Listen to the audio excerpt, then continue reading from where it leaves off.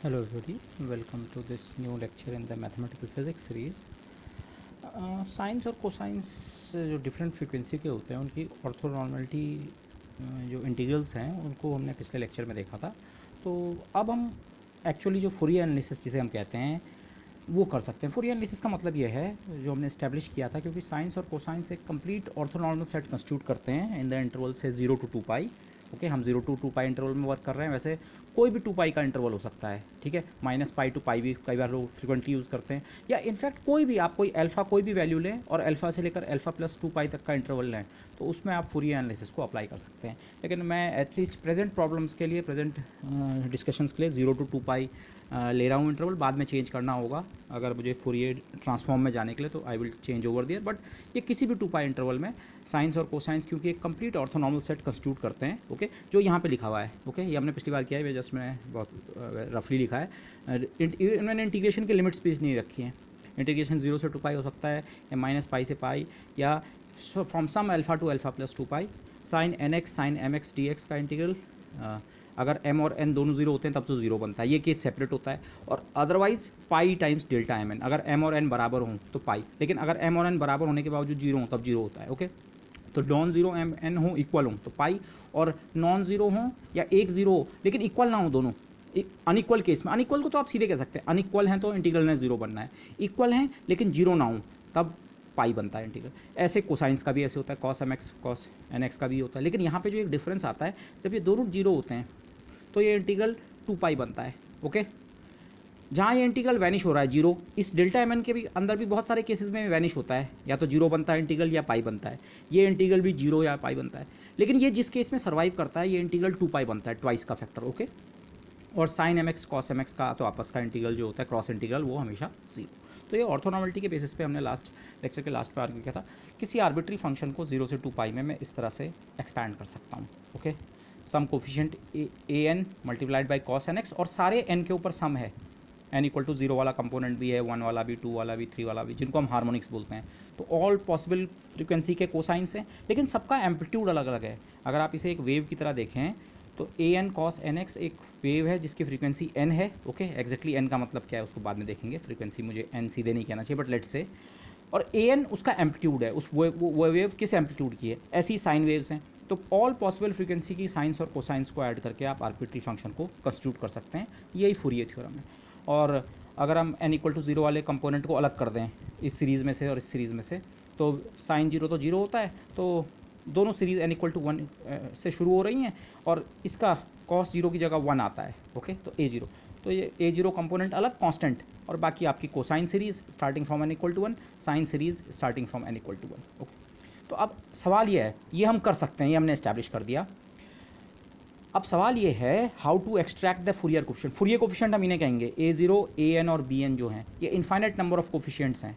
Okay, तो जब हम ये क्वेश्चन पोज करते हैं कि कोई आपको फंक्शन दे रखा है, उसका फूरियर एनालिसिस कीजिए, तो फूरियर एनालिसिस का करने का मतलब यही है, a0 निकालिए, an निकालिए और bn निकालिए। अब ये इनफाइनाइट नंबर ऑफ कोफिशिएंट्स हैं, पर आपको इनफाइनाइट नंबर ऑफ कैलकुलेशंस नहीं करनी है, केवल 3 इंटीग्रल करके हमारा काम हो जाता है। This will see in this in moment. तो अब सवाल ये है, माना कोई फंक्शन आपको दे रखा है, for example we have been given only the function, एक फंक्शन दे रखा है 0 से 2 पाई इंटरवल में, और आपको कहा गया उसका फूरियर एनालिसिस कीजिए। फूरियर एनालिसिस करने का मतलब उसका ये वाला एक्सप्रेशन लिखना, cos n x sine x तो आपको पता है, cos x cos 2x cos 3x 4x, ये आप लिख देंगे। ओके, पूरी सीरीज़ लिख देंगे। लेकिन कॉस 1x को किस कोफिशिएंट से मल्टीप्लाई करना है, किस नंबर से मल्टीप्लाई करना है, कॉस 2x को किससे मल्टीप्लाई करना है, कॉस 3x को, ये हमें चाहिए। ऐसी साइन एक्स के लिए ये कोफिशिएंट्स चाहिए, और ये a0 चाहिए। तो ये कोफिशिएंट्स को पता करने को ही हम फूरियर एनालिसिस कहते हैं। ओके, किसी गिवन सिग्नल या फंक्शन, फिजिक्स में हम कई बार इसे सिग्नल भी कह सकते हैं, पर गिवन फंक्शन का फूरियर एनालिसिस करने का मतलब ये कोफिशिएंट्स निकालना है। तो ये इनफाइनाइट, पर मैं इन्हें जनरली 3 भी कह सकता हूँ, a0 अलग, an वैसे खुद इनफाइनाइट हैं, और bn। ठीक है, दिस। तो कैसे निकालेंगे ये ऑर्थोनॉर्मलिटी ऑफ द बेसिस, जो ये ऑर्थोनॉर्मलिटी जिसकी हमने लास्ट लेक्चर्स तक इतना डिस्कशन किया, बेसिस जो है, ये बेसिस है। आप कॉस एन एक्स और साइन एम एक्स के टर्म में हर फंक्शन को लिखना चाह रहे हैं, तो ये जो बेसिस है ये ऑर्थोगोनल होता है। इनफैक्ट इसकी नॉर्मलिटी भी यूज़ होगी, पर मेनली ऑर्थोगोनलिटी वाला फीचर है वो यूज़ होगा। किस तरह से, रिमेंबर वेक्टर्स की दुनिया में, ऑर्डिनरी वेक्टर्स जो 3 डायमेंशन में होते हैं, उनकी दुनिया में क्या होता है, माना कोई वेक्टर है जिसके कंपोनेंट्स v1 v2 v3 हैं, मैंने i j k के बजाय यूनिट वेक्टर्स को e1 e2 e3 लिखा है। ओके, तो अगर आपको इस वेक्टर वी में से इसके कंपोनेंट्स एक्सट्रैक्ट करने हो तो ये कंपोनेंट इस समय इसके फुरियर कोफिशिएंट की तरह हैं, ये फुरियर एनालिसिस नहीं है इसलिए फुरियर कोफिशिएंट नहीं कह सकते, बट उसकी तरह हैं। आर्बिट्री चीज, arbitrary vector, basis basis basis, coefficient coefficient coefficient, arbitrary function, basis basis, यहाँ इसी के अंदर infinite number of basis elements हैं, कॉस एक्स भी है कॉस टू एक्स भी, ये कोफिशिएंट्स हैं, और कुछ यहाँ भी है infinite number of basis elements यहाँ भी है कुछ। तो ये आपको एक्सट्रैक्ट करना है तो हमें कुछ ऐसा ही जो यहाँ करते हैं टास्क वही करना है। यहाँ आप क्या टास्क करते हैं, आप डॉट प्रोडक्ट लेते हैं गिवन वेक्टर का, ये वेक्टर आपको दिया हुआ है, तो इस गिवन वेक्टर का डॉट प्रोडक्ट अगर आप E1 से लेते हैं तो E1 डॉट E1 1 बनता है, E1 dot E2 0, E1 dot E3 0, I dot I1, I dot J0, I dot K0। ऑर्थोनॉर्मलिटी के कारण केवल I डॉट I वाला टर्म बचा तो V1 सर्वाइव करता है। ऐसे ही इसी वेक्टर का गिवन वेक्टर का डॉट प्रोडक्ट अगर आप E2 के साथ लेते हैं तो E2 डॉट E2 वाला टर्म बचता है 1, तो V2 सर्वाइव करेगा, बाकी दोनों टर्म 0। E1 डॉट E2 भी 0, E2 डॉट E3 भी 0, क्योंकि आपने E2 के साथ डॉट किया इस समय, dot E2 dot E2 dot E2, यहाँ 0 यहाँ 0, केवल यहाँ सर्वाइव। ऐसे ही गिवन वेक्टर को E3 के साथ डॉट करें तो ये वाला टर्म सर्वाइव करेगा बस।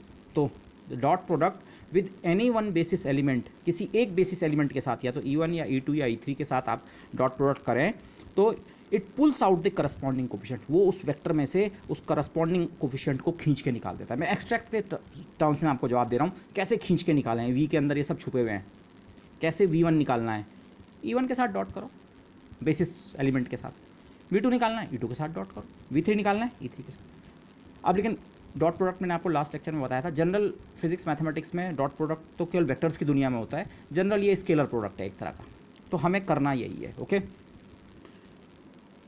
हुआ क्या है यहाँ पे, इस चीज़ को समराइज करके बोलूँ, only Vi survives on dotting with I एक इंडेक्स है जिसकी वैल्यू 1 2 3 हो सकती है, तो जब आप EI के साथ डॉट करते हैं तो केवल Vi कंपोनेंट सर्वाइव करता है, मतलब E1 के साथ डॉट करने पे V1, केवल V1, E2 के साथ डॉट करने पे केवल V2, और E3 के साथ डॉट करने पे केवल V3।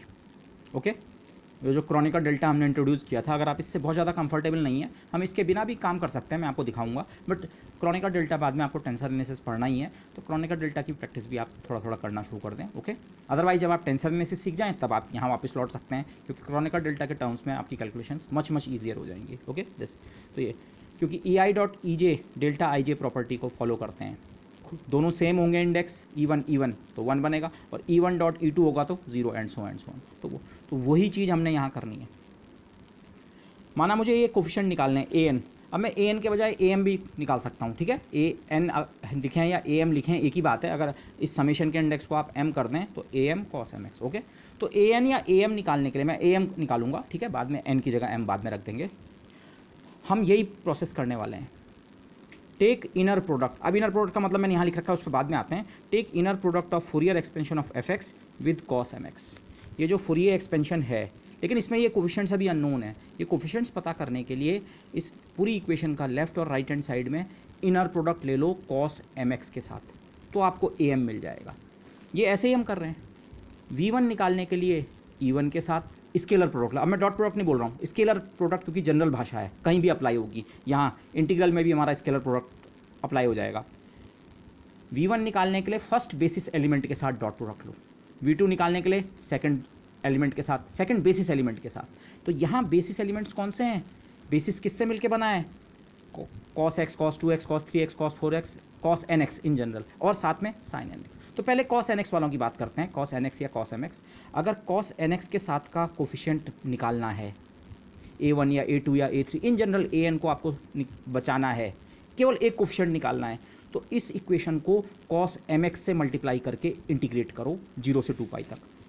इसके जिसे मैं इनर प्रोडक्ट कह रहा हूँ या स्केलर प्रोडक्ट इसके इसमें है, उसका मतलब ये है मल्टीप्लाई बाई किससे, cos mx, क्योंकि आप AM निकालना चाह रहे हैं, तो cos AMX से मल्टीप्लाई करो cos MX से, और 0 से 2 पाई का इंटीग्रल करो। मैंने इंटीग्रल की लिमिट्स इसलिए लिखी, आप अलग अलग केस में वर्क कर रहे होंगे तो इंटीग्रल -π to π हो सकता है, या alpha two alpha plus 2 pi, but ये तो, लेकिन अब the point you must appreciate over here, जो चीज़ यहाँ की है वही यहाँ की है। अब मैं इतना कह सकता हूँ, स्केलर प्रोडक्ट बेसिस के साथ, स्केलर प्रोडक्ट बेसिस के साथ। हाँ, यहाँ स्केलर प्रोडक्ट का मतलब अलग होता है, डॉट प्रोडक्ट होता है, यहाँ स्केलर प्रोडक्ट का मतलब अलग होता है, मल्टीप्लाई करो इंटीग्रेट करो, लेकिन अगर मैं स्केलर प्रोडक्ट की लैंग्वेज यूज़ करूँ तो यहाँ भी मैंने बेसिस के साथ स्केलर प्रोडक्ट लिया तो करस्पॉन्डिंग कंपोनेंट या कोफिशिएंट सर्वाइव कर गया। वही चीज़ मैं यहाँ भी कर रहा हूँ।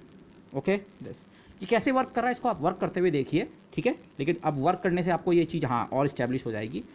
दिस तो मैं cos mx से जो ये एक्सप्रेशन है ये वाला सेकंड लाइन, इस पूरे एक्सप्रेशन को दोनों साइड cos mx से मल्टीप्लाई करूंगा और इंटीग्रेट कर दूंगा 0 से 2 पाई तक। ओके और अभी m की वैल्यू 1 2 3 में से कोई है, कोई इंटीजर है, m 0 नहीं है, ठीक है, पॉजिटिव इंटीजर है 0 1 m इक्वल टू 0 केस भी वैसे मैं साथ साथ ही डील कर सकता हूँ, पर m इक्वल टू 0 केस को मैं अलग से डील करूँगा। उसका रीज़न ये है m इक्वल टू 0 केस में ये इंटीग्रल जब सर्वाइव करेगा आगे आप देखेंगे तो ये फैक्टर पाई ना बन के 2 पाई बनता है, तो ये 2 फिर वो कर सकता है, आपकी कैलकुलेशंस मिक्स हो सकती हैं, इसलिए इस केस को हम अलग से डील करेंगे m इक्वल टू 0 केस को। तो अभी मैंने cos mx से गिवन एक्सप्रेशन को मल्टीप्लाई किया तो लेफ्ट हैंड साइड में fx था, fx इंटू cos mx आ गया और इंटीग्रल कर दिया 0 से 2 पाई। और राइट हैंड साइड में हमारे पास 3 टर्म्स थे। जब मैं 3 टर्म कहता हूँ असल में इन्फाइनाइट टर्म्स थे, a0 अलग था और summation n equal to 1 to infinity a n cos nx था और summation n equal to 1 to infinity b n sin nx। इतना हर टर्म को आपने cos mx से मल्टीप्लाई किया, cos mx cos mx cos mx 0 से 2 पाई का इंटीग्रल 0 से 2 पाई का इंटीग्रल। देखिए यहाँ पे 2-3 चीज़ें हुई हैं। पहली चीज़ तो इस सीरीज़ का मतलब क्या है, माना इस सीरीज़ में कल चलो 4 ही टर्म भी होते, हर एक टर्म पे को cos mx से मल्टीप्लाई किया क्योंकि पूरी इक्वेशन के लेफ्ट और राइट को आपने cos mx से मल्टीप्लाई किया, तो चारों टर्म cos mx से मल्टीप्लाई हुए और फिर इंटीग्रेट किया है। अब 4 टर्म्स का इंटीग्रेशन अगर आपको करना हो तो आप इंडिविजुअल टर्म्स का इंटीग्रेशन कर दीजिए, जोड़ बाद में लेना। माना a प्लस बी का इंटीग्रल होता है तो आप a का इंटीग्रल अलग निकालते हैं, b का इंटीग्रल अलग। तो यहाँ पर मैंने एक्चुअली इंटीग्रल और समेशन को स्वैप भी किया है।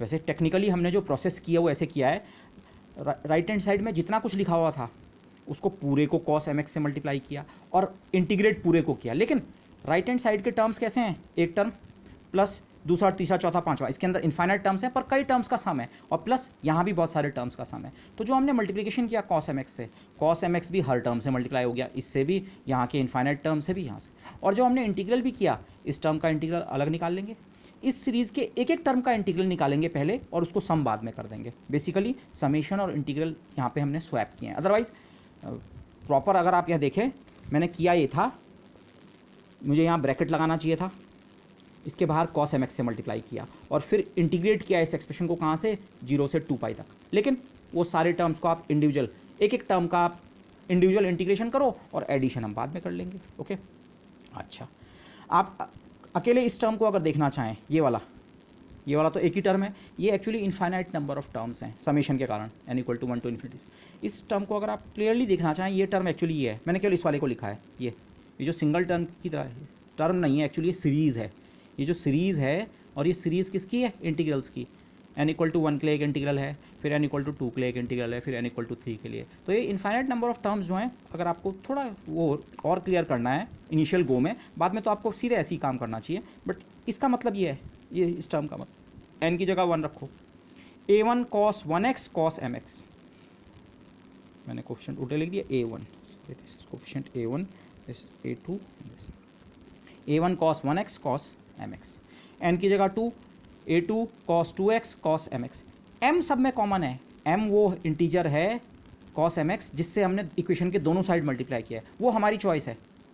आप cos 7x से मल्टीप्लाई कर सकते हैं, cos 50x से मल्टीप्लाई कर सकते हैं, cos 22x से मल्टीप्लाई कर सकते हैं, कोई भी m कुछ भी ले सकते हैं, उससे आपने मल्टीप्लाई किया तो हर टर्म उसी m से मल्टीप्लाई हुआ है। लेकिन इस सीरीज़ के हर एक टर्म में n की वैल्यू चेंज हो रही है। फर्स्ट टर्म में n की वैल्यू 1 है, यहाँ और यहाँ 1, a1 cos 1, दूसरे में a2 cos 2, तीसरे में a3 cos 3, ऐसे nth टर्म में an cos nx। और an आपके कांस्टेंट कोफिशिएंट्स हैं, इनको आप इंटीग्रल से बाहर ले सकते हैं। ये कोफिशिएंट जो हैं ये कांस्टेंट्स हैं, तो इनको हम इंटीग्रल से बाहर ले लें। ओके दिस तो ये तो इस सीरीज़ का मतलब ये है। ऐसे ही इस सीरीज़ को आप खुद लिखने की कोशिश कीजिए, ये इनफाइनाइट नंबर ऑफ टर्म्स जो हैं ये। ओके तो अब ये वर्क कैसे करता है, हम ये टास्क हमने इस एम से किया है, आप यहीं से देख सकते हैं। अभी एक्सप्लिसिटली हम वर्क करेंगे, ये इंटीग्रल साइंस और कोसाइंस ऑर्थोनॉर्मलिटी के कारण ये इंटीग्रल खत्म हो जाएगा। ये इंटीग्रल एक नहीं है, इनफाइनाइट नंबर ऑफ इंटीग्रल्स हैं, वो सब के सब खत्म हो गए।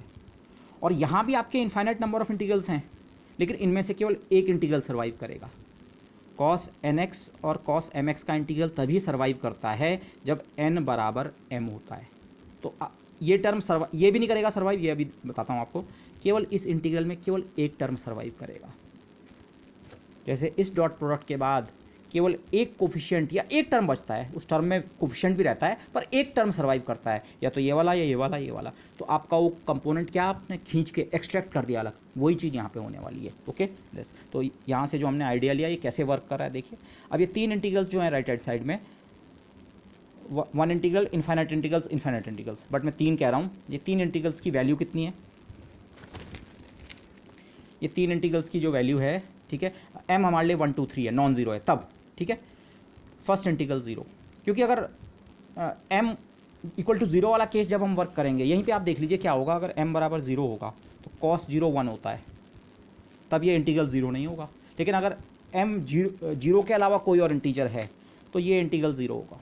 अब इसको करने के आप कई तरीके सोच सकते हैं, ये जीरो क्यों है। मैं केवल पहले टर्म के इंटीग्रल की बात कर रहा हूँ। पहला टर्म का ये था integral 0 to pi a0 cos mx dx। पहले तो आपको ग्राफिकली ये हिट करना चाहिए कि ये इंटीग्रल ज़ीरो होगा। cos x का ग्राफ अगर m की जगह 1 हो, cos x का ग्राफ कुछ ऐसा होता है, जितना एरिया पॉजिटिव साइकिल में है, अगर आप इन्हें हाफ साइकिल कह रहे हैं, हाफ भी नहीं, एक क्वार्टर साइकिल है, एक क्वार्टर साइकिल दूसरी क्वार्टर साइकिल मिला के एक हाफ साइकिल, और उतना ही कुल मिला के एक नेगेटिव हाफ साइकिल है। नेट एरिया 0 से 2 पाई तक कितना है, 0। अगर आप इसकी m की जगह 2 लेते हैं, m की जगह 2 भी हो सकता है, 1 भी हो सकता है, 2 भी हो सकता है, अलग अलग केस में अलग अलग। अगर m की जगह 2 है तभी भी ये पहला वाला इंटीग्रल 0 ही बनेगा। क्यों? तब कोसाइन फंक्शन की फ्रीक्वेंसी इससे दुगनी हो जाएगी, पर जितना एरिया पॉजिटिव साइड में होगा उतना ही नेगेटिव।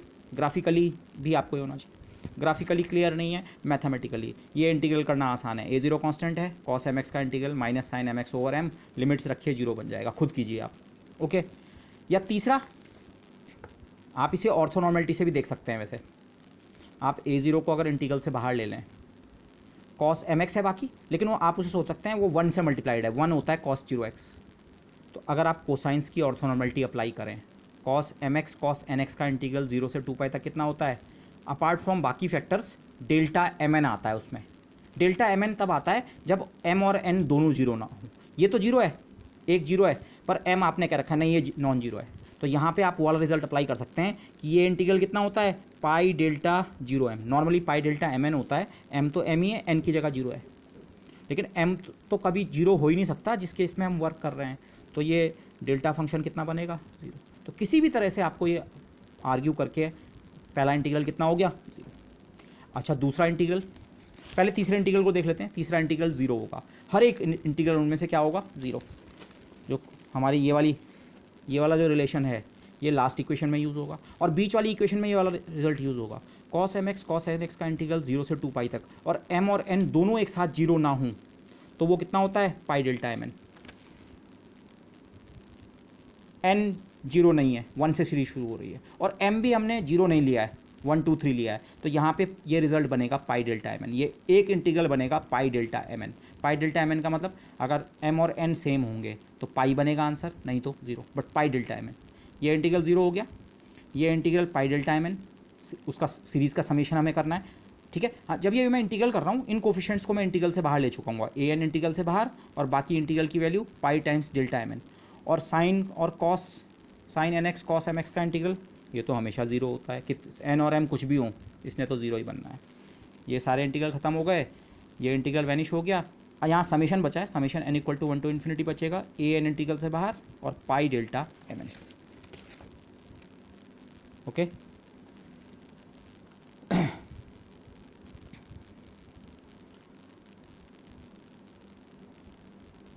ये इंटीग्रल 0 है, ये 0, लेकिन यहाँ से आपको नॉन ज़ीरो कंट्रीब्यूशन मिलेगा। ओके, ऑर्थोगोनैलिटी एट वर्क, जो चीज़ यहाँ हुई थी बाकी सब जगह 0, केवल एक सर्वाइव कर रहा है, बाकी सब जगह 0 1। ये 0 हो गया, या आप इस समेशन को एक्सपैंड करें n इक्वल टू 1 के लिए, 2 के लिए, 3 के लिए, हर किसी में वो इंटीग्रल 0 है, तो ये सारे के सारे टर्म्स क्या हो गए, 0, ऑर्थोगोनैलिटी के कारण। और यहाँ आप कहेंगे, यहाँ आप देख रहे हैं अभी भी n equal to 1 to infinity का सम है, मतलब अभी इसके अंदर इन्फाइनाइट नंबर ऑफ टर्म्स हैं। एक बार n की जगह 1 रखो, a1 pi delta m1, n की जगह 1, m m हमने फिक्स नहीं कर रखा है, m जो यहाँ से मल्टीप्लाई करेंगे लेफ्ट हैंड साइड में, माना 7 से मल्टीप्लाई करेंगे। फॉर एग्जांपल मैंने एग्जांपल लिख रखा है, इस सीरीज़ को अगेन इस सीरीज़ पे फोकस करने की कोशिश कीजिए। माना m बराबर 7 था, मैंने cos 7x से दोनों साइड मल्टीप्लाई करके इंटीग्रेट किया था, तो ये इंटीग्रल फिर भी 0 बनेगा। m कुछ भी होता इसने 0 बनना है, m कुछ भी होता इसने 0, तो इनकी तो हमें बात नहीं करनी है। लेकिन ये सीरीज़ का मतलब क्या है, पहले n समेशन का इंडेक्स है, पहले उसकी वैल्यू बनेगी 1। मैंने यहाँ पे अगेन इंडेक्स गलत लिख दिए हैं, 2 से, हाँ n की जगह 1, a1, मैंने पाई सब जगह कॉमन है, पाई आप बाहर ले लीजिए। a1 डेल्टा m की जगह 7 रखा है, डेल्टा 7 1 या डेल्टा 1 7, डेल्टा अपने कोफिशिएंट्स में सिमेट्रिक होता है, तो 1 7 लिखो या 7 1 ये। फिर n की जगह 2, a2 डेल्टा 2 7, फिर a3 डेल्टा 3 7, a4 डेल्टा 4 7, ऐसे होते होते एक टर्म ये भी आएगा a7 डेल्टा 7 7, फिर a7 delta 8 7, a9 delta 7 9, a1000, n की वैल्यू 1000 भी बनेगी बढ़ते बढ़ते, समेशन का इंडेक्स इन्फिनिटी तक जा रहा है। a1000 डेल्टा 7 और 1000, a10⁻6 डेल्टा m की जगह 7 ले रखा है, n की जगह 10⁻6 वाला term. Infinite number of terms हैं इस सीरीज़ में, ओके। ये इस टर्म का असल में मतलब ये, इसी m की जगह 7 की जगह आप माना 5 लेते, आप cos 5x से मल्टीप्लाई करते, तो जहाँ जहाँ ये 7 मैंने कहा है 5 हो जाता, ओके। बट ये सीरीज़ है। बट डेल्टा की प्रॉपर्टी क्या होती है, डेल्टा केवल एक सिंबल है जो इसकी वैल्यू 1 होती है जब इसके दोनों इंडेक्स बराबर होते हैं, और इसकी वैल्यू 0 होती है जब दोनों इंडेक्स अलग अलग होते हैं। तो मतलब डेल्टा 1 7 कितना होगा, 0। ये 1 है, ये 7, इंडेक्स अलग अलग हैं, 0। इसके 0 होने का मतलब आप समझ रहे हैं, a1 वाला टर्म भी इस सीरीज़ में नहीं आएगा। सारे b कोफिशिएंट्स तो पहले ही ख़त्म हो गए, a0 कोफिशिएंट अलग से ख़त्म हो गया।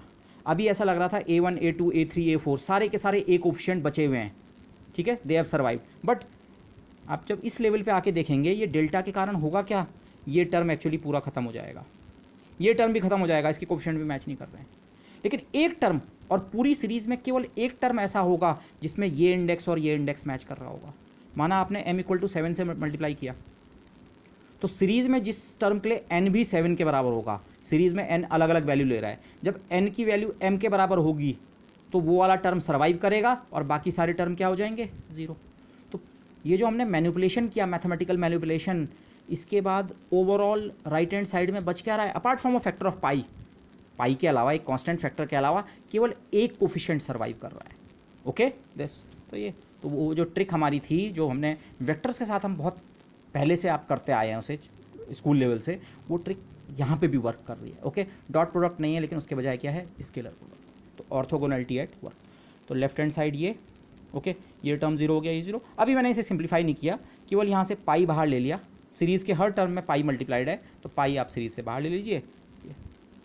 आपको मैंने पिछली बार डेल्टा mn की प्रॉपर्टी बताई थी, उससे आपको सीधे इतना लिखना आना चाहिए, पाई तो पाई रहा, समेशन n के ऊपर है, ओके, और n रिपीटेड इंडेक्स है, n के ऊपर सम भी है और n यहाँ और यहाँ दो जगह आ रहा है। तो होगा क्या, डेल्टा mn इस समेशन के इंडेक्स को ख़त्म कर देगा, समेशन आपका ख़त्म हो जाएगा। लेकिन बाकी जितने भी टर्म्स हैं उसमें जो n इंडेक्स है वो किससे रिप्लेस हो जाएगा, m से, ओके, n की जगह m। तो ये पूरी जो सीरीज़ है ये मिलके सिंपली आपको केवल कितना देगी, am टाइम्स पाई। डायरेक्टली, अगर आपको डायरेक्टली क्लियर नहीं हो रहा है, मैं आपको फिर यहाँ हिंट करूँगा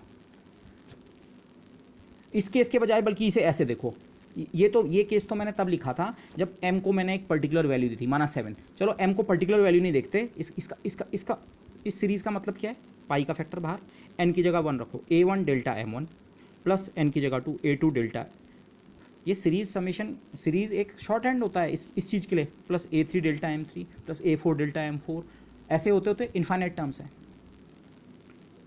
इस सीरीज़ में आप खुद ही सोचिए, ये इंडेक्स, पीछे वाला इंडेक्स 1 हो रहा है, फिर 2 हो रहा है, फिर 3 हो रहा है, फिर 4 हो रहा है, फिर 5 हो रहा है, फिर 6 हो रहा है, और ये m क्या है, ये m वो m है जिस cos mx से आपने इक्वेशन के दोनों साइड मल्टीप्लाई किया था। ये आपकी चॉइस थी, लेकिन एक बार आपने मल्टीप्लिकेशन कर दिया, हाँ, उसके बाद ये रिजल्ट मिल गया।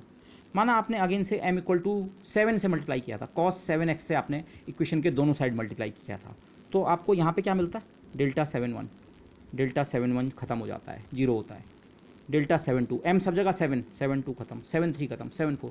लेकिन एक टर्म इस सीरीज़ में डेल्टा 7 7 भी तो आएगा, A7 डेल्टा 7 7, A7 एन की जगह 7 डेल्टा 7 7, डेल्टा 7 7 1 होता है, दोनों इंडेक्स बराबर हैं 1, तो वो वाला टर्म क्या करेगा, सर्वाइव।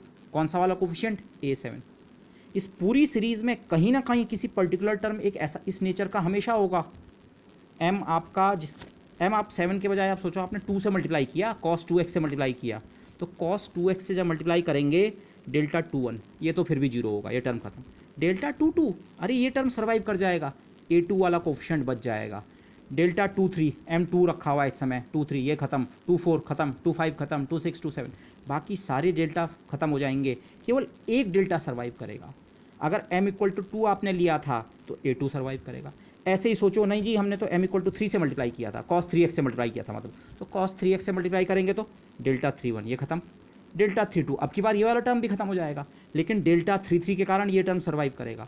तो कोफिशिएंट कौन सा बच के आएगा, A3। इस सीरीज़ में से केवल एक कोफिशिएंट आपका बच के बाहर आना है, कौन सा वाला, उसको आप इस तरह से इमेजिन कीजिए, कहीं पे तो ये n जाके m के बराबर बन रहा होगा, n ने अलग अलग वैल्यू लेनी है 1 2 3 4 5 6 अप टू इन्फिनिटी, हमने जिस भी m से मल्टीप्लाई किया होगा कभी न कभी ये n सीरीज़ का इंडेक्स जो है ये m के बराबर बनेगा, और वो वाला टर्म क्या करेगा, सर्वाइव करेगा, बाकी सारे क्या हो जाएंगे, वैनिश हो जाएंगे।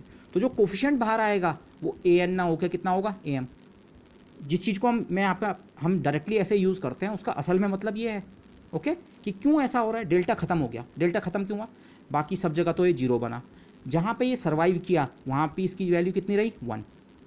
इसने समेशन को ख़त्म कर दिया। समेशन को ख़त्म क्यों किया, आपने इस सीरीज़ को ऐसे लिखा, सारे टर्म्स ख़त्म हो गए, केवल एक टर्म बचा, तो समेशन की ज़रूरत नहीं है, डेल्टा ख़त्म हो गया। लेकिन डेल्टा ने जिस टर्म को सर्वाइव करवाया वो टर्म कौन सा वाला होता है, जिसमें n इंडेक्स की वैल्यू कितने के बराबर होती है, m के बराबर। तो ये चीज़ जो हम सीधे यूज़ करते हैं, और आगे से आपको ये करना चाहिए, अगर क्रोनिकल डेल्टा समेशन के साथ कहीं पे है तो डायरेक्टली आपको इस तरह से यूज़ करना आना चाहिए। बट अगर ऐसे में अभी आपको दिक्कत हो रही है, आप ऐसे कीजिए, लेकिन फिर ये आर्गूमेंट आप दिमाग में लगाइए, हाँ इस सीरीज़ में से एक टर्म बच के आएगा केवल बाहर, बचने का मतलब समझ रहे हैं, बाकी सब में क्रोनिकल डेल्टा ज़ीरो हो जाएगा, और जो टर्म सर्वाइव होके आएगा उसका कोफिशिएंट AM होगा, ओके। तो AM पाई, तो चाहे ऐसे लिखो ऐसे, चाहे तो, और आपको कन्फ्यूज़न हो रहा है आप m की कुछ पर्टिकुलर वैल्यूज़ रख के चेक कर लीजिए, माना m बराबर 1, m की जगह 1, डेल्टा 1 1, डेल्टा 1 2, डेल्टा 1 3, सब में m की जगह 1 रखा, ये ख़त्म ये ख़त्म ये ख़त्म, केवल A1 वाला टर्म बचा। m की जगह माना 3 रखते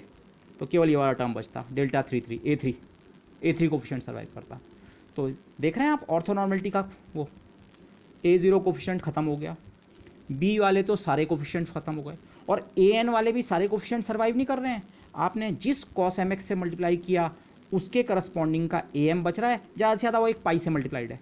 यहाँ ये पाई का एक्स्ट्रा फैक्टर क्यों आता है, क्योंकि यहाँ ये इंटीग्रल्स 1 के बराबर नहीं होते हैं। वेक्टर्स की दुनिया में तो जो स्केलर प्रोडक्ट बनता है वो या तो 1 होता है या 0 होता है, या ऑर्थोगोनल हैं तो 0, ओके, और नॉर्मलाइजेशन के कारण 1।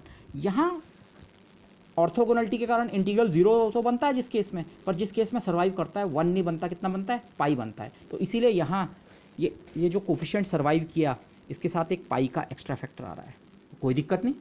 हमने cos mx से मल्टीप्लाई किया तो AM सर्वाइव किया with an extra factor of pi, तो AM की वैल्यू 1/पाई यहाँ ले जाओ। mth वाला कोफिशिएंट कोसाइन सीरीज़ का इवेल्युएट करना है, अगर फंक्शन आपको दे रखा है जिस फंक्शन का फूरियर एनालिसिस करना है, उस फंक्शन को cos mx से मल्टीप्लाई करो, 0 से 2 पाई तक इंटीग्रेट करो, और 1/5 से डिवाइड करो। ये मैथमेटिकल एक्सरसाइज आप बहुत इजीली कर सकते हैं। कोई भी फंक्शन आपको दे रखा है, केवल ये मल्टीप्लिकेशन करनी है, m को इंटीजर है या तो 1 या 2 या 3, आपको बल्कि अलग अलग केस में इवैल्यूएशन करने की जरूरत नहीं होगी, आप इसी इंटीग्रल को कीजिए, ठीक है, m को इंटीजर मानते हुए, एक साथ आपके सारे के सारे कोफिशिएंट AM निकल के आ जाएंगे। मतलब आपको ऐसा नहीं करना है कि एक बार m = 1 रख के इस इंटीग्रल को करें तब A1 निकलेगा, फिर m = 2 रख के करें फिर A2 निकलेगा।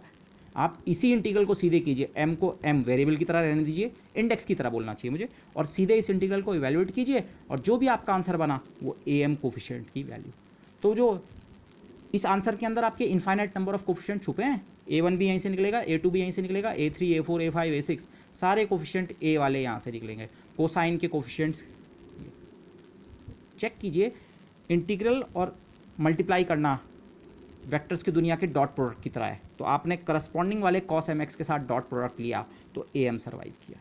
तो यहीं से आप देख सकते हैं अगर मुझे बी कोफिशिएंट्स की ज़रूरत पड़ने वाली है, क्योंकि हमारे एक्सपेंशन केवल ए कोफिशिएंट के टर्म में नहीं होता है। ये कोफिशिएंट मैंने निकाल दिए ए। अब ये कोफिशिएंट कैसे निकालेंगे, आपको सीधे अब स्ट्राइक करना चाहिए। अगर मैं साइन एम एक्स से मल्टीप्लाई करके इंटीग्रेट करूँगा 0 से 2 पाई तक, ये इंटीग्रल फिर से ख़त्म होगा। यहाँ इन्फाइनाइट नंबर ऑफ इंटीग्रल्स जो बन रहे हैं, कॉस और अब की बार आपने साइन से मल्टीप्लाई किया है, कॉस और साइन का इंटीग्रल 0 से 2 पाई में 0 खत्म। हाँ, साइन एम एक्स का integral delta m n, same mathematics apply होगी। ओके, इनफैक्ट यहाँ पे मैंने बहुत शॉर्ट में कर रखी है। इनफैक्ट ये मैथमेटिक्स भी शॉर्ट में थी, वो तो समझाने के लिए वो किया, अदरवाइज 2 लाइन का काम है। ओके, बस तो हुआ क्या है, लेकिन इसको समझिए, the scalar product with cos M x, ये scalar product with cos M X है, ये इंटीग्रल। इतना ये आपको लिखने की जरूरत नहीं है कि we multiply the function by cos M x then integrate from 0 to pi. आप सिंपली ये ले सकते हैं, इसके ये जो इंटीग्रल है इसे आप कह सकते हैं scalar product of the given function with cos M x, बस।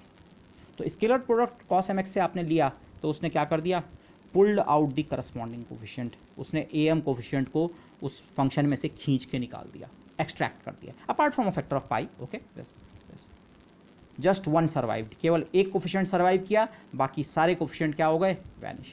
और उनके वैनिश होने का कारण क्या है, ऑर्थोनॉर्मलिटी। ओके, ऑर्थोगोनलिटी, उसमें से भी ऑर्थोनॉर्मलिटी में से ऑर्थोगोनल वाला जो पार्ट है। सिमिलरली बी एन या बी एम कोफिशिएंट जो भी आप कहें, देखिए ये रिजल्ट ए एम के लिए है, आपको ए एन चाहिए, इसकी जगह एन कर दो, इसकी जगह एन कर दो। ए पी चाहिए, कोफिशिएंट का नाम ए पी रखना चाह रहे हैं आप, पी कर दो, cos p x. Okay, similarly b n या बी एम निकालने के लिए इसी फंक्शन का स्केलर प्रोडक्ट लीजिए साइन एम एक्स के साथ। Again m not equal to 0, sine के केस में तो एम इक्वल टू 0 लेके कोई फ़ायदा भी नहीं है, साइन 0 0 होता है, वो साइन के केस में आपका बी 0 कोफिशिएंट आता भी नहीं है। ठीक है, तो दिस, तो फिर सेम कैलकुलेशन आप करेंगे, आपके बनेंगे 3 इंटीग्रल्स। ए 0 को साइन एम एक्स से मल्टीप्लाई हुआ 0 से 2 पाई का इंटीग्रल, जिसको आप चाहे ग्राफिकली, चाहे मैथमेटिकली, चाहे ऑर्थोनॉर्मलिटी से आप 0 शो कर सकते हैं। ये फर्स्ट इंटीग्रल 0 होगा। ओके, सेकेंड इंटीग्रल जो actually infinite number of integrals हैं, कॉस एन एक्स और साइन एम एक्स की ऑर्थोनॉर्मलिटी के कारण ये इंटीग्रल 0 होगा। तीसरा integral sine n x sine M x, ये इंटीग्रल इतना बनेगा, कोफिशिएंट बी एन इंटीग्रल से बाहर आ जाएगा, और ये इंटीग्रल जो है साइन एन एक्स का इंटीग्रल 0 से 2 पाई तक पाई डेल्टा एम एन होता है। फिर से आप सीधे यहाँ, अब की बार आप सीधे मैं क्रोनेकर डेल्टा की प्रॉपर्टी यूज़ करूँ, पाई तो समेशन से बाहर आ जाएगा, पाई तो कांस्टेंट है, उस पर कोई इंडेक्स नहीं है, उसका तो इंडेक्स में कोई रोल ही नहीं है। डेल्टा एम एन एन के ऊपर सम है, तो डेल्टा एम एन समेशन को ख़त्म कर देगा, खुद भी ख़त्म हो जाएगा, लेकिन बी एन में एन इंडेक्स को किससे रिप्लेस कर देगा, बी एम से। तो ये राइट हैंड साइड की कुल value 0 plus pi times b m, तो बी एम की वैल्यू आपकी निकल के आ गई। जैसे ए एम की वैल्यू निकली वैसे ही बी एम की वैल्यू भी है, same this cos M x की जगह आपकी बार आपने साइन एम एक्स से मल्टीप्लाई किया है, बस। So this is the result, B M equal to 1/पाई इंटीग्रल 0 to पाई दिस। तो हमारा ये जो टास्क था ये हो चुका है, जिसे हम फुरिये एनालिसिस कहते हैं, या फुरिये एक्सपेंशन या फुरिये सीरीज़ कहते हैं, कि आर्बिट्री फंक्शन हमें दे रखा है, उसे अलग अलग फ्रीक्वेंसी के साइंस और कोसाइंस के टर्म में एक्सप्रेस करने को फुरिये एनालिसिस जो कहते हैं। तो जो फुरिये कोफिशिएंट्स हैं A0 AN BN वो निकाल लिए हैं। अभी मैंने केवल AN और BN निकाले हैं, A0 अभी अननोन है, ये 0th वाला कोफिशिएंट हमने नहीं निकाला था। उसका रीज़न, जीरो केस वैसे कॉस के साथ ही आता है। आप यहाँ भी देखिए, ये 0 टर्म आप ध्यान कीजिए, ये कोसाइन के 0 टर्म से आया था, लेकिन हम इसे सीरीज़ में अलग क्यों करते हैं, उसका रीज़न यहाँ है, कोसाइन की ऑर्थोनॉर्मलिटी 0 केस में जब ये दोनों 0 होते हैं, 0 0, तो वो इंटीग्रल पाई भी नहीं बनता, वो 2 पाई बनता है, तो वो थोड़ा अजीब है। अगर ये इंटीग्रल 0 होता, फॉर एग्जांपल देखो साइन सीरीज़ में कोई B0 टर्म नहीं है, B0 वाला टर्म अलग होके 0 ही बनता है। ओके, साइंस के लिए, कोसाइंस के लिए वो टर्म सर्वाइव भी करता है, लेकिन फिर भी उस टर्म को हम अलग से क्यों वैल्यूएट कर रहे हैं, क्योंकि उसका इंटीग्रल पाई ना बन के कितना बनेगा, 2 पाई। तो उस कैलकुलेशन को अलग से करें। उसको कैसे करेंगे, अब आपको केवल ये कोफिशिएंट निकालना है। आप AN निकाल चुके हैं, BN निकाल चुके हैं, ये आंसर। ओके, सीधे अगर आप इस इक्वेशन को 0 से 2 पाई इंटीग्रेट कर दें, अब की बार मैं स्केलर प्रोडक्ट नहीं कह रहा हूँ, सिंपली ये इक्वेशन के एक टर्म 2 3, ये इन्फाइनाइट टर्म्स हैं, बट 3 टर्म्स को आप सीधे 0 से 2 पाई तक इंटीग्रेट कर दो। या अगर आप कोसाइन के टर्म्स में सोचना चाह रहे हैं, आपने एक्चुअली इक्वेशन को cos 0x से मल्टीप्लाई किया और 0 से 2 पाई इंटीग्रेट किया। आप इसको इस केस के साथ भी डील कर सकते थे जो हमने यहाँ कोसाइन वाला पहला ए एम निकालने के लिए किया था। हमने कहा था हम कॉस एम एक्स से मल्टीप्लाई कर रहे हैं, लेकिन एम केवल कितना है 1 2 3।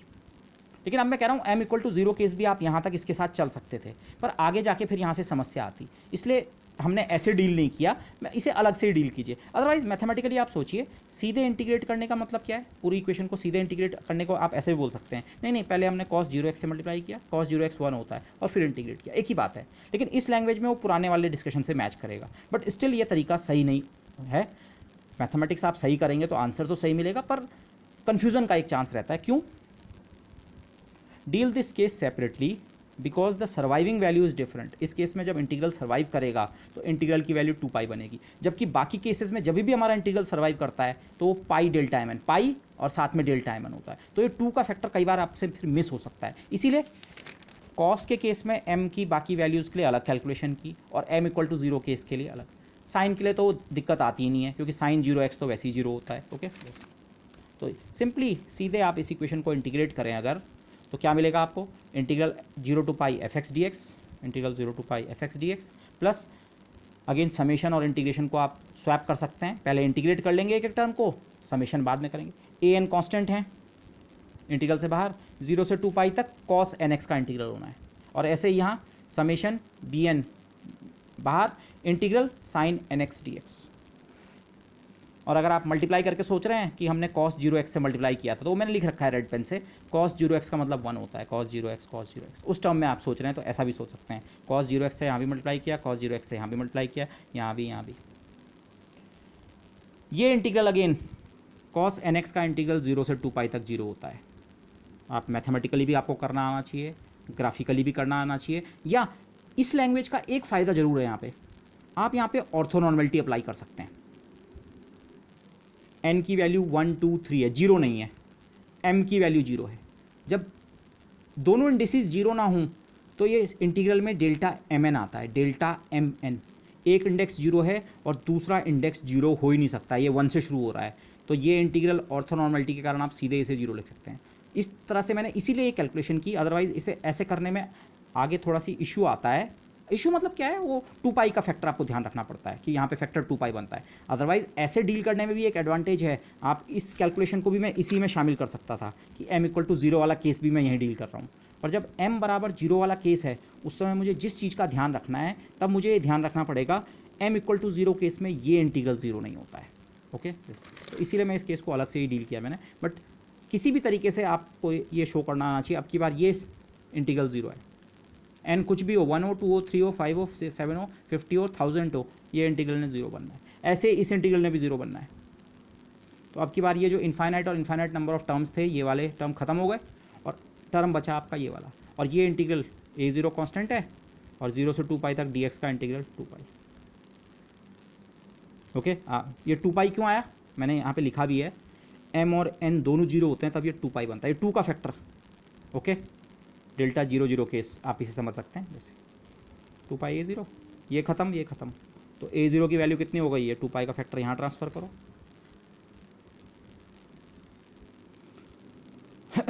कुछ लोग यहाँ पे ऐसा भी करते हैं, मैंने आपको पीछे के लेक्चर्स में बताया था, इस फैक्टर को a0 के बजाय इस एक्सपेंशन में इस फैक्टर को a0 के बजाय a0/2 भी लिखते हैं।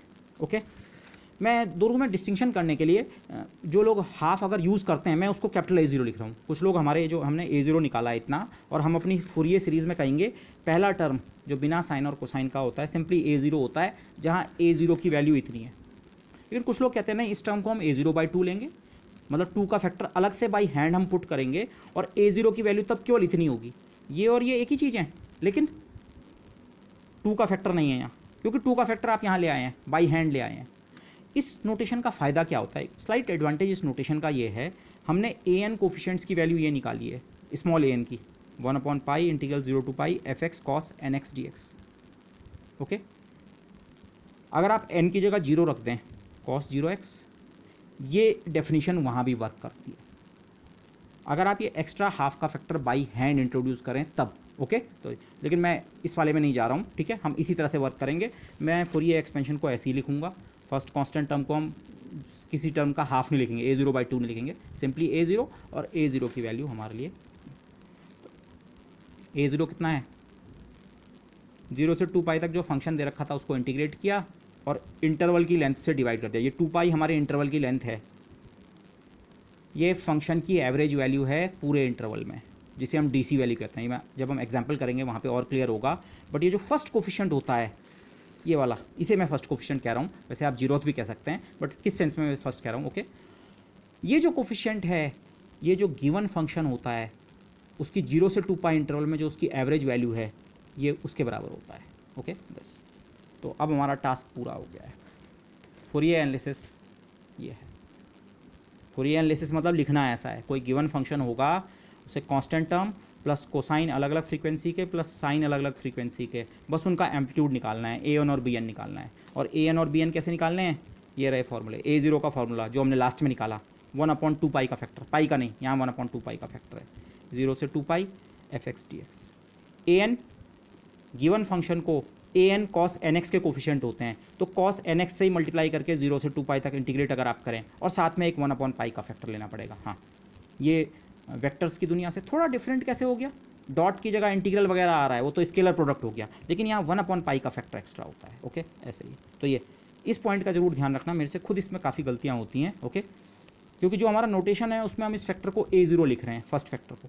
अगर इस फर्स्ट फैक्टर को मैं A0/2 लिखता तो यहाँ मुझे 2 की ज़रूरत नहीं थी, तब ये सारी डेफिनेशन काफ़ी सिमेट्रिक हो जाती हैं, 1/पाई 1/पाई 1/पाई। बट स्टिल मैं इसी नोटेशन में वर्क करूँगा, ठीक है, मैं इसी में वर्क करूँगा। लेकिन तो ऐसे में थोड़ा मुझे भी ध्यान रखना पड़ेगा कि फर्स्ट वाला कोफिशिएंट जो साइन और कोसाइन से फ्री वाला टर्म होता है, उसकी कैलकुलेशन में इंटीग्रल में बाहर 1/2 पाई का फैक्टर आता है, ओके बस। और ये रिजल्ट्स अगर इंटरवल हमारा -पाई टू पाई है तभी भी होल्ड करेगा, ओके, या अल्फा टू अल्फा प्लस 2 पाई है तभी भी, बस। यहाँ पे जो मैंने पीछे बताया था, हमने ए एम और बी एम की वैल्यू निकाली थी, पर अब मैंने आंसर ए एन और बी एन के टर्म में दिया। ए एम में यहाँ कॉस एम एक्स था, ए एन में cos n x, at this, okay. इसी चीज़ को आप कहते हैं फूरियर एक्सपेंशन करना, गिवन फंक्शन को समेशन ऑफ हार्मोनिक्स के टर्म में एक्सप्रेस करना। इसे भी हम हार्मोनिक ही कहेंगे, ये 0 फ्रीक्वेंसी का हार्मोनिक है, ओके और बाकी कोसाइंस अलग अलग फ्रीक्वेंसी के, साइंस अलग अलग फ्रीक्वेंसी के। गिवन फंक्शन को हार्मोनिक्स के सम के टर्म में एक्सप्रेस करना, कोसाइंस 0 फ्रीक्वेंसी का कोसाइन प्लस ओमेगा, अब ये ओमेगा क्या है ये आगे क्लियर होगा, बट किसी फ्रीक्वेंसी का कोसाइन प्लस उसकी दुगनी फ्रीक्वेंसी का कोसाइन प्लस तिगुनी, एन की जगह 1 2 3 4, एक फ्रीक्वेंसी दूसरी उससे दुगनी उससे तिगुनी उससे 4 गुनी, सारी फ्रीक्वेंसी के कोसाइंस और साइन फंक्शंस भी। लेकिन साइन में 0 फ्रीक्वेंसी का कोई सेंस नहीं होता, क्योंकि साइन में अगर आप एन की जगह 0 रखें, B0 टर्म इसीलिए खत्म हुआ है, तो साइंस की frequency omega 2 omega 3 omega, okay this. तो ऐसे सारे उसको जो ब्रेक करके लिखते हैं, जिसको हम शुरू से ही कह रहे थे क्वालिटेटिवली, हमने वैसे ऐसे ही स्टार्ट किया था, लेकिन उसका एग्जैक्ट मैथमेटिकल स्टेटमेंट अब आ चुका है। कोई भी गिवन फंक्शन हो आप उसे ऐसा लिख सकते हैं, लेकिन लिखने में आपको ये टर्म बताना पड़ेगा कितना है, ये टर्म ऐसे करके निकालो, ये कोफिशिएंट निकालना पड़ेगा, बल्कि ऐसा बोलना चाहिए कोफिशिएंट्स निकालने पड़ेंगे, इनफाइनाइट नंबर ऑफ कोफिशिएंट्स। पर ये आपको इन हर एक A1 A2 A3 अलग अलग नहीं निकालना है, एक बार ये इंटीग्रल करो सारे AN एक बार निकल के आ जाएंगे, एक बार ये इंटीग्रल करो सारे BN निकल के आ जाएंगे। तो टास्क इफेक्टिवली जो है केवल 3 इंटीग्रल करने हैं आपको, ओके। लेकिन ये जो फंक्शन है इसके मैं फीचर्स आपको पहले से कह रहा था, किस तरह के फंक्शंस पे हम फूरियर एनालिसिस अप्लाई कर सकते हैं।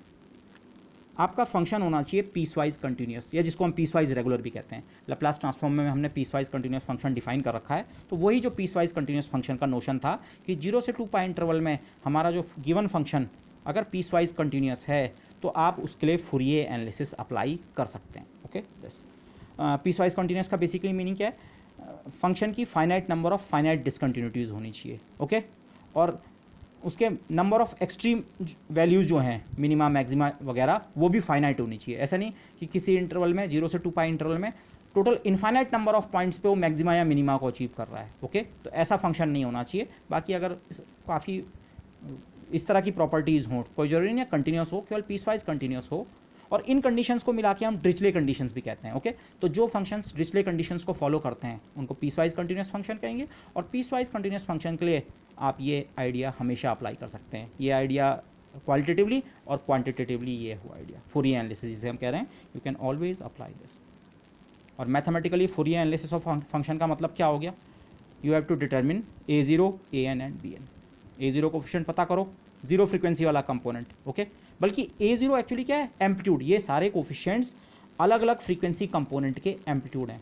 cos 3x का amplitude A3, A7 cos 7x, cos 7x वाले का एम्पलीट्यूड है A7, A0 cos 0x का, इसको अभी आप सोच सकते हैं cos 0x का एम्पलीट्यूड है, A1 A2 A3 cos 1x cos 2x cos 3x and so on, उनके कोफिशिएंट हैं, B1 B2 B3 वगैरह sin 1x sin 2x sin 3।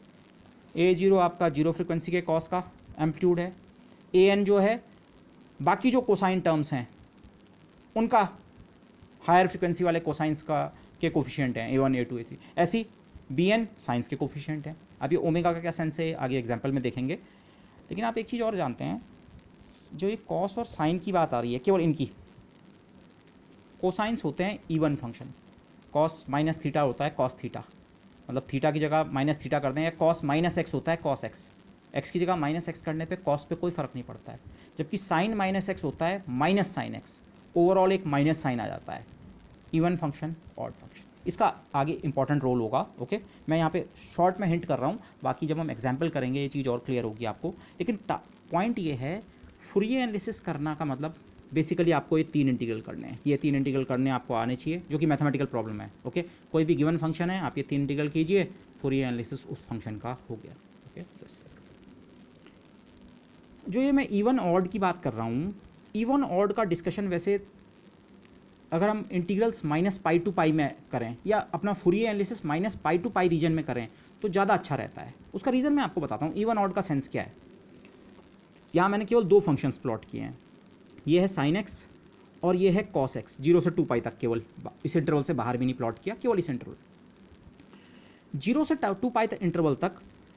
ये जो पाई वाली लाइन है, 0 से 2 पाई का जो मिड पॉइंट वाला पॉइंट है, ये जो लाइन है, अगर मैं यहाँ पे एक लाइन ड्रॉ करूँ, इस लाइन के अबाउट ये जो ब्लैक वाला कर्व है, जो कि साइन का कर्व है, ये ऑड फंक्शन है। ऑड फंक्शन होने का मतलब क्या होता है, मैं ऑड और इवन आपको बाद में एक लेक्चर में कवर करूँगा, बट सिंपली सिचुएशन ऐसी है, साइन फंक्शन ऐसा है, ये पाई वाली लाइन है, सॉरी ये थोड़ा गलत बन गया, दिस ये होता है साइन फंक्शन रफली, ओके। ये 0 पे है, ये पाई पे है, 2 पाई, एम्पलीट्यूड्स बराबर नहीं दिख रहे हैं बट एज्यूम, ओके। अगर इस पाई वाली लाइन पे अगर आप एक मिरर रख दें, ठीक है, माना ऐसे में मैंने मिरर रखा ताकि इस पार्ट की इमेज मुझे मिरर में दिखाई दे, और उस इमेज को अगर मैं रेड पेन से बनाऊं तो एक्चुअल फंक्शन मेरा ये है, जो इसे मैं ब्लैक पेन से बना रहा हूँ, ये मेरा एक्चुअल फंक्शन है, ये पाई से लेकर 2 पाई तक रीजन में मेरा फंक्शन ये ब्लैक वाला कर्व। अगर मैं यहाँ बीच में एक मिरर रख दूँ तो इसकी जो मिरर इमेज दिखाई देगी मुझे कुछ इस तरीके की दिखाई देगी, ये रेड वाला कर्व, ये एक्चुअल फंक्शन, पाई से 2 पाई तक एक्चुअल फंक्शन, उसकी मिरर इमेज। लेकिन इस रीजन में हमारे पास एक्चुअल फंक्शन भी है, इस रीजन में एक्चुअल फंक्शन ऐसा है, ये रेड वाला कर्व एक्चुअल कर्व तो ब्लैक वाला कर्व है, ब्लैक वाला कर्व कैसे है, एक्स एक्सिस से ऊपर पॉजिटिव, रेड वाला कर्व शेप में उसी के जैसा है पर नीचे की साइड है नेगेटिव। इसी का मतलब ये होता है जो आप ये लिखते हैं ना, sine minus x is equal to sine x, sorry minus sine x.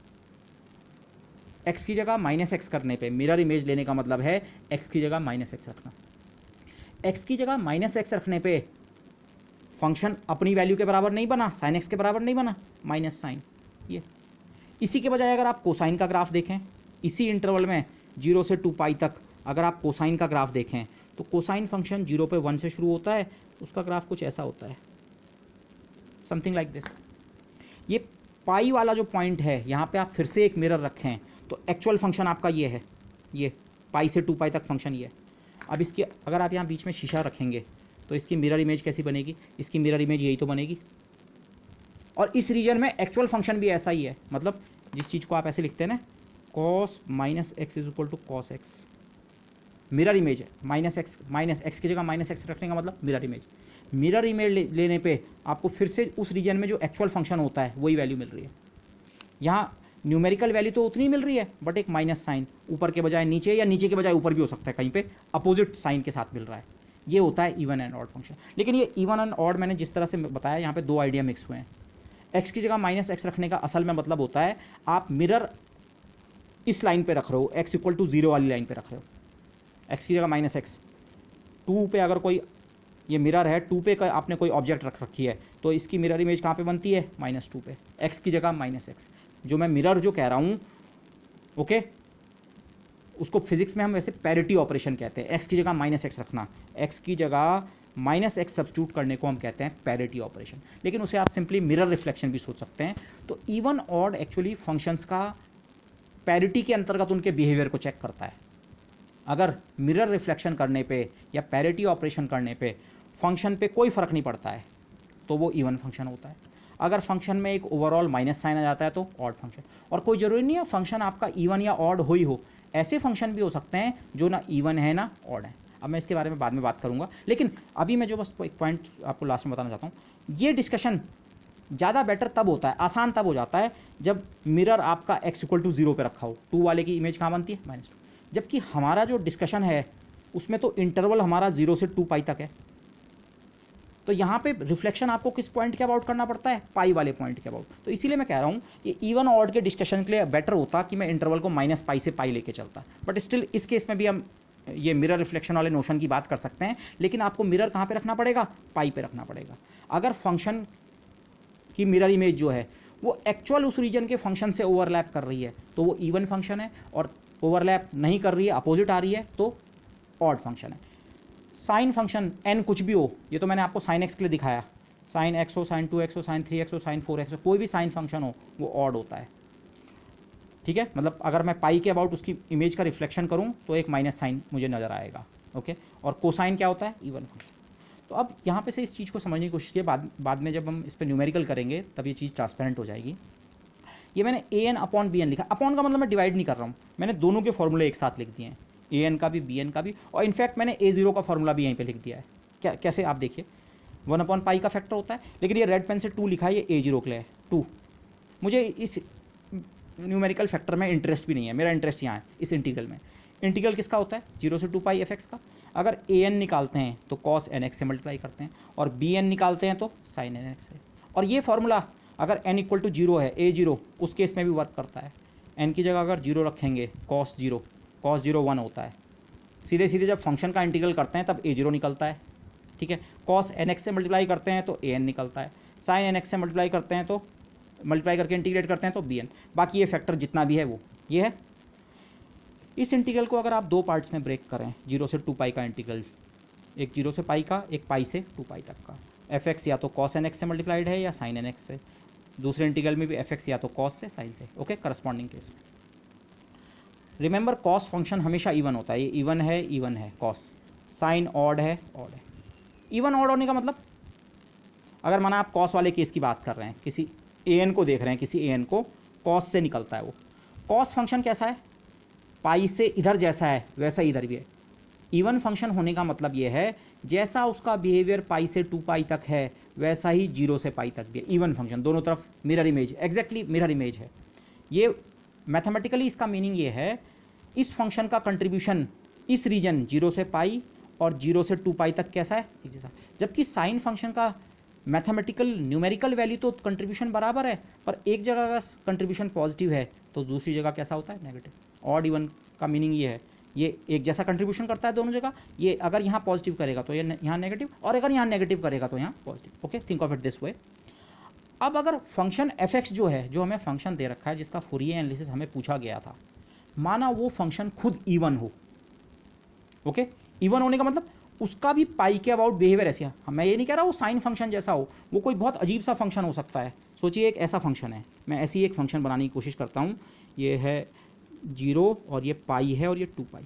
मैं ऐसे ही एक फंक्शन बनाता हूँ, माना वो ऐसा है, लेकिन इधर भी ऐसा ही है। ये इसकी मिरर इमेज है, ये साइन नहीं है, कोसाइन नहीं है, कोई फंक्शन नहीं है, बट ये इवन फंक्शन जरूर है। अगर आप यहाँ बीच में एक मिरर लगाएं तो इसकी मिरर इमेज ये बन रही है, ये इवन फंक्शन है। ओके, इसी के बजाय एक फंक्शन ऑड फंक्शन अगर बनाऊं तो, अगर ये लाइन यहाँ ना होके यहाँ होती तो इस तरफ तो ये फंक्शन ऐसी होता, लेकिन इस तरफ ये फंक्शन अगर ऐसा होता तो यहाँ ऐसा और यहाँ ऐसा, यहाँ पे डिसकंटिन्यूटी आती। लेकिन डिसकंटिन्यूस फंक्शन के लिए फूरियर एनालिसिस कर सकते हैं, पीस वाइज कंटिन्यूस फंक्शन। मैंने ये ड्रॉ करना शुरू किया और पाई पे आके अचानक उसकी वैल्यू में कमी आती है और फिर वो ऐसे चेंज होता है, तो ये वाला फंक्शन ऑड फंक्शन होता है, ये इवन, ये वाला ऑड। अगर आपका फंक्शन इवन है जिसका फूरियर एनालिसिस आपको करने को कहा गया है, even even even into even function का प्रोडक्ट भी क्या होता है, इवन। उस समय ये इंटीग्रल भी इवन फंक्शन का और ये भी इवन का। इवन का मतलब सिंपली है जितना कंट्रीब्यूशन 0 से पाई तक है उतना ही 0 से 2 पाई तक। तो मतलब इंटीग्रल क्या करेगा, सर्वाइव करेगा। सिंपली मतलब ये है कंट्रीब्यूशन यहाँ से भी मिलेगा 0 से 2 पाई तक, और कब, अगर फंक्शन इवन है तो इवन इंटू इवन इवन, ये इंटीग्रल भी सर्वाइव करेगा, ये भी सर्वाइव तो नहीं, कंट्रीब्यूशन बराबर होगा। लेकिन अगर फंक्शन इवन है और आप साइन एक्स से मल्टीप्लाई कर रहे हैं, इवन इंटू ऑड क्या बनता है, ऑड। इवन इंटू ऑड क्या बनेगा, ऑड। देखो साइन एन एक्स से कब मल्टीप्लाई करना पड़ेगा, जब आप बी एन कोफिशिएंट निकाल रहे होंगे। तो माना फंक्शन इवन है और आप उसके लिए बी एन कोफिशिएंट निकाल रहे हैं, तो even into odd, even into odd, odd function का इंटीग्रल 0 से पाई किया, और उसी ऑड फंक्शन का इंटीग्रल पाई से 2 पाई। ऑड फंक्शन के लिए ये दोनों कंट्रीब्यूशन न्यूमेरिकली कैंसिल हो जाते हैं। तो मतलब अगर गिवन फंक्शन इवन है, जिस फंक्शन का फूरियर एनालिसिस मुझे पूछा गया है वो इवन है, तो कोसाइन वाले इंटीग्रल तो सर्वाइव कर जाएंगे।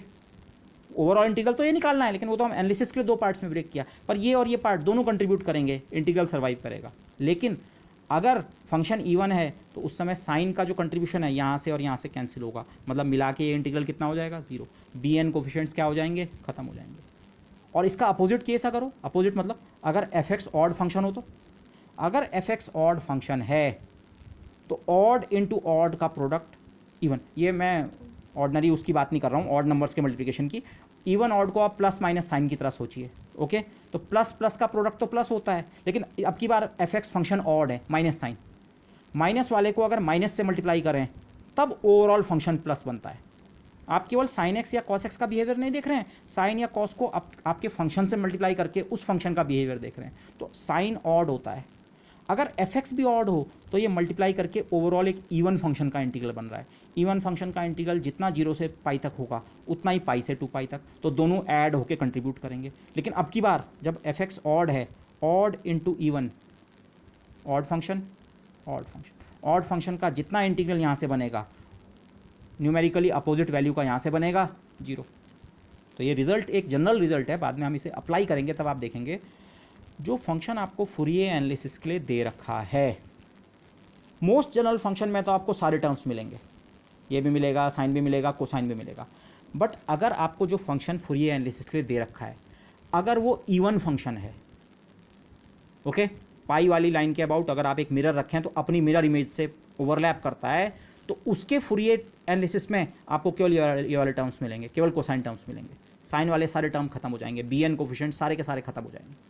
और इसका अपोजिट केस, अगर गिवन फंक्शन ऑड है तो उसमें साइन फंक्शंस मौजूद होंगे, कोसाइन हार्मोनिक्स मौजूद नहीं होंगे, ओके। ये हम जब एग्जाम्पल करेंगे तब क्लियर होगा, but this is what we will see during application. So with that I would like to conclude this lecture. Thank you everybody.